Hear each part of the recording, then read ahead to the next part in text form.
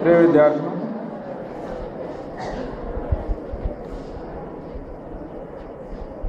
आज की बात इसलिए महत्वपूर्ण है कि आपकी ही बात है। इधर जल्दी जगना और देर से सोना स्वाभाविक है, थकान हो ही जाएगी। आप तो दिन में भी सो लेते हैं, यहाँ ऐसा कुछ नहीं है।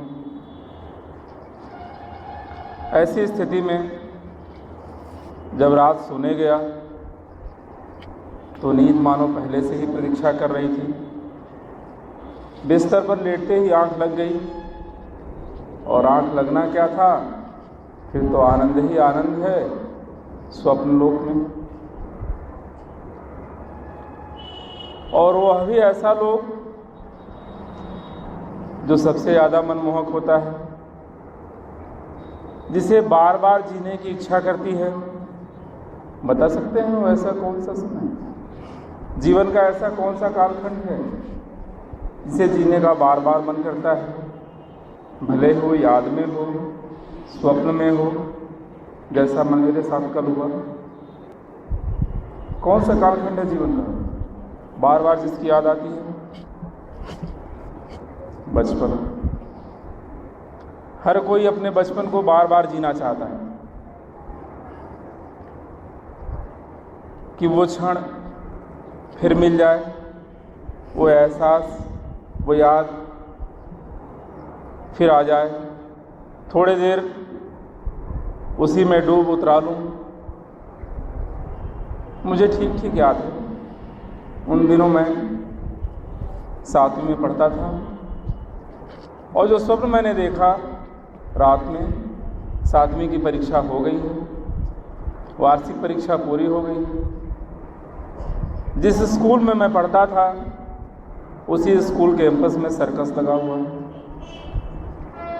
और वो सर्कस जो है मेरे घर के ठीक सामने ही है। मैं जिस घर में रहा करता था, विद्यालय उसके ठीक सामने था। सर्कस में तमाम तरह की जादूगरी, बाजीगरी और भी करतब दिखाए जाते थे। आपने भी देखा होगा कि एक लड़की को खड़ा कर दिया जाता है तख्ते पर, और एक आदमी की आंख में पट्टी बंधी रहती है, और उसके हाथ में छुरे होते हैं, चाकू होता है, और वो चाकू फेंकता है। लगता है जैसे लड़की को लग जाएगा, लेकिन लगता नहीं है।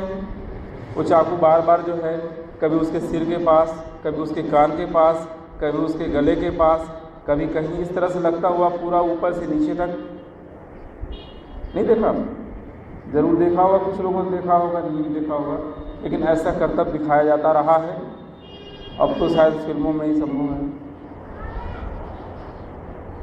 तो वो जादूगर या वो करतब दिखाने वाला बार बार चाकू फेंकता है, और वो चाकू जो है उस लड़की के इर्द गिर्द लगता हुआ सटे शरीर से, लड़की जब वहाँ से हटती है तो उस चाकू से जो कलाकृति बनती है, ऐसा लगता है कि किसी बहुत जमे हुए कलाकार ने, मजे हुए कलाकार ने चाकू को ऐसे ठोका हुआ है, गाड़ा हुआ है कि वो किसी लड़की की कलाकृति बनाना चाहता है।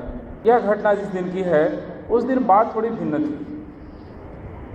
तख्ते पर जो लड़की खड़ी है और जो चाकू फेंकने वाला कलाकार है, ये दोनों पति पत्नी।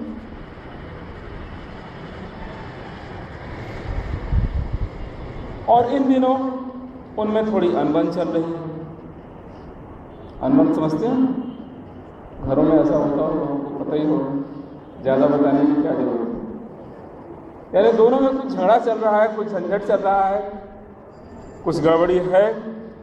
पति अपनी पत्नी से बहुत नाराज है, इस हद तक नाराज है कि मैं क्या कहूँ, कारण पत्नी झगड़ालू है, इधर कुछ ज़्यादा ही झंझट कर रही है, उसका मानसिक संतुलन बिगड़ रहा है, इस पर आमादा हो गया है कि अब इससे पिंड छूट जाना चाहिए। दोनों के साथ कुछ ऐसी स्थिति है और दोनों मौके की तलाश में हैं। आज कलाकार तय करता है कि बस ऐसा निशाना साधूंगा कि राम 2-3 हो जाएंगे। पहला ही चाकू उसके सीने में लगेगा और जो देखने वाले हैं दौड़कर उसको पकड़ेंगे और लेके हॉस्पिटल जाएंगे और वहाँ खेल खत्म, कल से निश्चिंत रहो। उसकी आँख में पट्टी बंधी होती है ना, जो चाकू फेंकता है ऐसे नहीं फेंकता, उसकी आँख में पट्टी बंधी होती है और तब वो चाकू फेंकता है। बहुत अद्भुत कार्यक्रम होता है। वो चाकू फेंकता है और इस बार निशाना बनाता है कि ये चाकू जाकर उसके सीने पे ही लगना है। जैसे चाकू फेंकता है, चाकू सीने में नहीं लगता, कहीं किनारे लगता है। क्यों? उसकी आँख में तो पट्टी बांधी है। लेकिन वो हल्ला नहीं होता है, लोग चिल्लाते नहीं हैं कि उसकी जान चली गई, चाकू लग गई। मन ही मन उसको लगता है कि मेरा निशाना छूट गया। फिर दूसरी बार कोशिश करता है कि इस बार तो बस लगी जाना है। फिर चाकू फेंकता है, इस बार भी परिणाम वही आता है। तीसरी बार चाकू फेंकता है, निशाना क्या है कि बस उसका जान ले लेना है। इस बार चाकू उसे गले में लगना है। फिर वही बात होती है, न कहीं वो हल्ला है न वो शोर शराबा है, यानी कि चाकू उसके शरीर पे नहीं लग रहा है। बार बार कोशिश करता है, हर बार परिणाम वही आता है। अंत में वो थक हार जाता है। सारे चाकू फेंक लेता है, एक भी चाकू उसको नहीं लगता। हर चाकू में उसकी कोशिश होती है कि बस इस बार गई। अंत में वो बहुत दुखित होता है और विचार करता है कि आखिर इन हाथों को आज हो क्या गया, जो आज 20 वर्षों से मेरा कहा मानते आए हैं। जैसा भी मैं चाहता हूँ वैसा होता रहा, लेकिन आज मैं जो चाह रहा हूँ वो ये नहीं कर रहे हैं। आज वो अपने इन्हीं हाथों से पराजित है। आज वो अपनी उस कला से पराजित है जिसकी रोटी 20 वर्षों से खा रहा है, जिस पर उसको भरोसा है, अपने से अधिक भरोसा है उन हाथों पर। लेकिन आज वो उन्हीं हाथों से हार गया है, क्योंकि वो चाह रहा है वो हाथ ऐसा कर नहीं। प्रिय विद्यार्थी, शायद उसे पता नहीं कि उसके हाथ इतने अभ्यस्त हो गए हैं कि वो लाख चाह कर भी अपनी वाली उन हाथों से नहीं करा सकता। वो हाथ अपनी वाली ही करेंगे। क्यों? 20 साल से काम करते आ रहे हैं और 20 साल की प्रैक्टिस उनकी कैसे खत्म हो जाएगी? नहीं संभव। ये जो चाहता था केवल इसलिए नहीं हुआ कि वो हाथ अब इसके नहीं रह गए, उनकी अपनी आइडेंटिटी हो गई है। वो स्वयं अभ्यस्त हो गए हैं जिस कार्य को करने के लिए, उससे इतर कैसे जाएं? यही कठिनाई है। यही मैं आपसे कहना चाहता हूं कि जब हम अभ्यस्त हो जाते हैं तो फिर हमें अपने को बदलना बहुत मुश्किल हो जाता है। हम स्वयं को अपने ही हाथों में जकड़ा हुआ पाते हैं और लाख कोशिश करें उससे छुटकारा नहीं मिलता। लाख भाग दौड़ करें, लाख मिन्नत करें, लाख सिरौरी करें, कुछ नहीं बदलता। प्रिय विद्यार्थी, मैं कहना चाहूँगा यही वह समय है जब आपका निर्माण हो रहा है। इस समय की थोड़ी सी चूक, थोड़ी सी भूल, थोड़ी सी लापरवाही फिर आपको कहीं का नहीं छोड़ेगी। अतः यह समय सतर्क होने का है, क्योंकि हमारा प्रत्येक भाव, विचार और कर्म, समझ रहे ना, हमारा प्रत्येक भाव, विचार और कर्म यही हमें निर्मित करता है। इन सब का जोड़ ही हम होते हैं, उससे इतर कुछ नहीं होते। इन सब का समग्र जोड़ ही हम दिखाई पड़ते हैं, ही हम करते हैं, से ही हम संचालित होते हैं। इसीलिए जिसे सत्य के शिखर को छूना है उसे अभी, इसी वक्त, इसी क्रम में, इसी प्रोसेसिंग में यह निर्णय करना होगा कि क्या सत्य है, क्या असत्य है, क्या उचित है, क्या अनुचित है, क्या हो रहा है, क्या होना चाहिए, क्या बन रहे हैं, क्या बनना है और कैसे बनेंगे। प्रिय विद्यार्थी, मेरा मानना है जैसे ही यह भाव आपके मन में जागृत हो जाता है, फिर न तो आपको किसी के मार्गदर्शन की ज़रूरत होती है, न किसी के सहयोग की।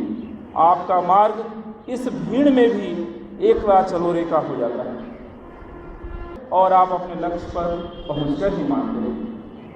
आज मैं यहाँ कोई अतिशयोक्ति नहीं कह रहा हूँ कि आपको लग रहा है कि सर हाइपरबोलिक बात कह गए, ऐसा कुछ भी नहीं है।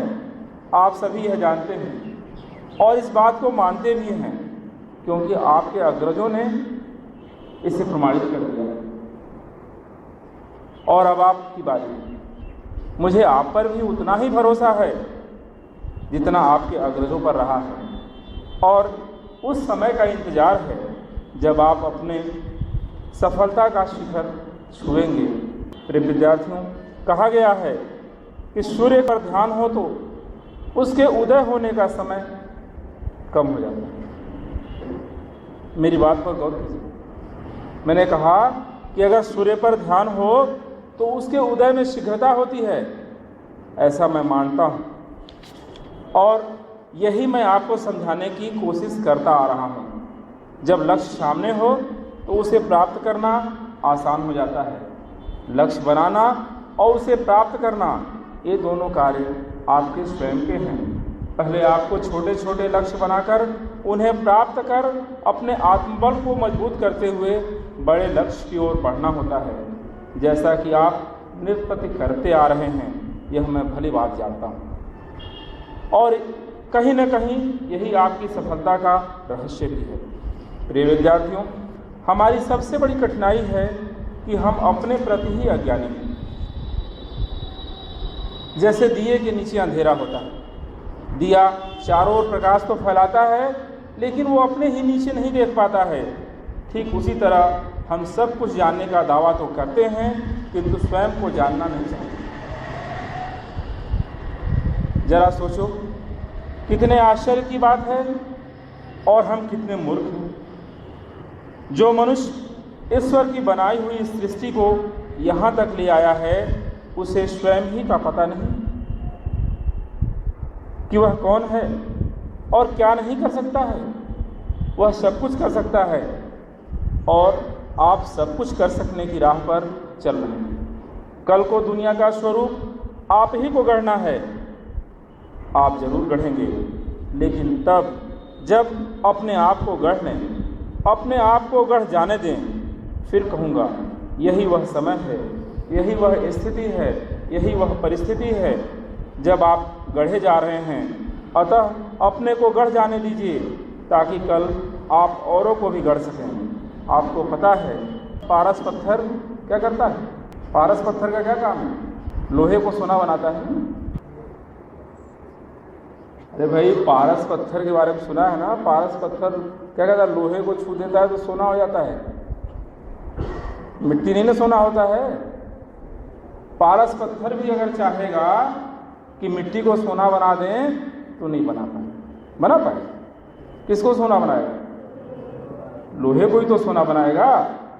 तो मेरा यही कहना है आपसे कि पारस पत्थर भी लाख चाहे तो मिट्टी को सोना नहीं बना सकता, वो लोहे को ही सोना बनाएगा। तो भाई, मिट्टी को लोहा तो बनाना होगा ना।